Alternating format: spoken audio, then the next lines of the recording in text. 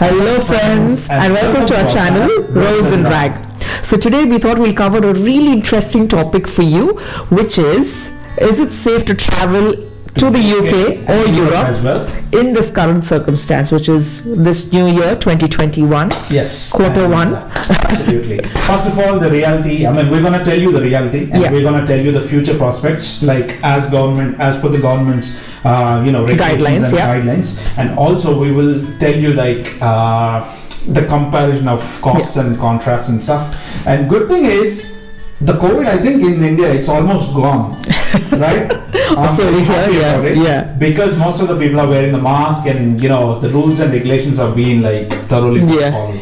That's I think after the police thrashing and some videos that have done the rounds, Anyways, right. Coming to the reality, the first thing is, from the last year till now, there are more than 115,000 deaths in the UK alone. In the UK alone. Yeah. So that's a lot. Because when you compare the size of the country, that's a lot. And then, where is the end? I personally don't know. Yeah, the good thing is, they already started vaccinating, people.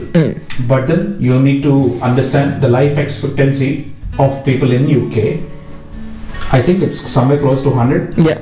More than that, a little more than that. I saw people 120, maybe 180 as well. That's that's an exaggeration, but of course, which is a good thing. That says a lot about this country, where people are able to live for that long in good health. So that's really good to the country. But what's also happening is, because there's so many people in different age brackets, they need to vaccinate the elderly first. So people over 100, over 90, over 80, and currently they are in the slot of over 70. So by the time they come to our age group or people younger to us, it's going to be a while. Well, they said it's going to be by June end, but I really doubt it, because they have to do 2 jabs, right? Yeah, 2. And it's really good to be optimistic, but then I've been watching the news, right? UK and Europe, they're already having issues with respect to the vaccination distribution and stuff. Yeah, so initially we were told it will take by this year and by October or November. Now they're saying June, so we're not fully sure, but we are sort of prepared that this year may also be like last year. And another thing is, this particular vlog is we are aiming for two different sets of people. The first set is for the tourists, and the second set is for the people who are actually stuck in India. So let's talk about the first set of people, which tourists. So if you've got your trip planned in these next few months, and obviously you've made your payments to different travel agents, etc., currently you have different variants being found in the UK, which are being said they are far more deadly than the original COVID variant, right? So I would personally think twice before traveling. This is not to discourage anyone, but this is currently the situation in the UK, where the cases have been pretty high and the death rate has been pretty high. Just last month alone, I think it was the highest death rate throughout Europe as well. It's because of the Christmas, I guess. And you know what happened? There was a national lockdown till Christmas, and then for Christmas everything had opened up, and as a result of that, many cases came up and many new variants have come up, and now we've been in lockdown again. Currently in lockdown. They said they're going to lift this lockdown on March 8th, and it will continue till Easter, and then they'll review with the number of cases. But I just hope it's not going to be a replay of what happened last year. But anyway, coming back to the tourists, unless and until it's absolutely important for you to travel, please don't. That would be our sincere suggestion, because we just want to be honest with you in this vlog. If we were stuck somewhere and we've just made our travel plans just for the fun of traveling, we would personally postpone it. And the main reason for that is because, unlike in India, we don't have a concept of private hospitals over here. There is a concept of NHS hospitals, which means government hospitals. So if you are a tourist, I don't know how it works with respect to the NHS and stuff, because they're already been complaining that they're overwhelmed.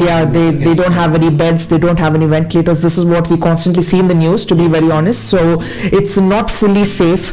So please do consider postponing your trip for a few months, at least till after Easter, which is after April 1st week, and then you will get a clearer picture. I would personally say postpone it till June, because that is when the actual beauty comes up. As in, the best time to travel to UK and Europe is between months May till August end. Yeah. So hold your horses till. Yeah, for now. For a better picture, of course, keep watching the latest news. But I think just postpone it at least till April 4 now. It's just because you've got Easter and everything. And then, yeah, of course, stay tuned to our channel as well. So we've covered the first bit, which is for tourists. Yeah. The second bit is for. No. Let us cover. This is for both of them. As whether you're as well as a citizen here. India. Well, this recently introduced this concept of quarantine hotels. Yeah. So for each person, for 10 days, they are charging about £1,750 per person. Per person. So if you're a family of 4, and if you're coming from India, of course, you'll have to change the currency rate. So 750 into 100, 1750 into 100 per person. And also, let's say if you are a couple, if you're coming to UK, even if you say we both live, together, so we want to be in one room, it doesn't matter. Yeah, you have to for per person it's £1,750, and then if you're a family of 4 into 100 into 4, right? So you do your calculation, which is obviously a huge sum of money in our Indian currency. And also, you have to get your COVID negative certificate wherever you're flying from. If you don't get it, they're gonna charge you at least £500 per person. Yeah, and then. If you have, they have to test eventually. Yeah. For that, after your quarantine period ends, they need to test you whether you're positive or negative, and then you'll be released out or not. That's a decision they make. But for that test as well, you will be charged around £600 or £500. So make sure you come with your finances prepared, because it is going to be a huge amount of money. And we are hearing some news about people who've not really liked the process and not fully aware of what's happening. But we are hearing some news around that aspect. So just be prepared, guys. So for the families who are stuck in India, who want to travel to the UK for an emergency situation, please be prepared financially. Secondly is make sure you take all precautions, just keeping in mind all the new variants that have come into light in the UK. So just to be doubly careful and protecting your family and yourselves as well, right? Absolutely. And I think they also introduced this, they announced it, they haven't introduced, but they have announced this concept of, kind of providing this e-scan, as in, if you are vaccinated, so when you travel through the airports, it's going to detect whether you're being vaccinated or not. Yeah, it's not something that's been implemented, but it's in the process of being implemented. But anyway, just to cover off what we've spoken about so far, is it safe to travel or not? In one word, we would say no. And so sorry to say that, but we just want to be honest. Like I said, if we were stuck in a different country and we were planning to come here, I would want to know the truth as well. So this is just the blunt truth. Yeah, the blunt truth, absolutely. And it's because Boris Johnson announced that you can travel after June. Yeah. But then, so we would wait. Just wait. Just like Germany and Spain, they said no, we might not allow. Yeah, they won't allow UK tourists or because they UK think citizens. This is too optimistic for them. Yeah. So, and bearing in mind that the new variants have been figured out here, like 3 or 4, or more than that, actually, quite a few variants. South African, Brazil, Kent. London. So I don't blame I don't blame any other country, because obviously everyone wants to keep their citizens safe.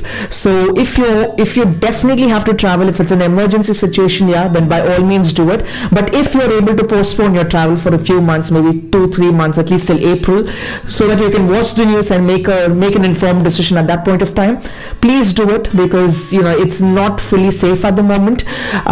So guys, I think we've given you the full picture. Covered like most of the picture, and then honestly, if you ask me personally, I seriously want to go to India, spend some time, because this is the best time to explore each and every place in India.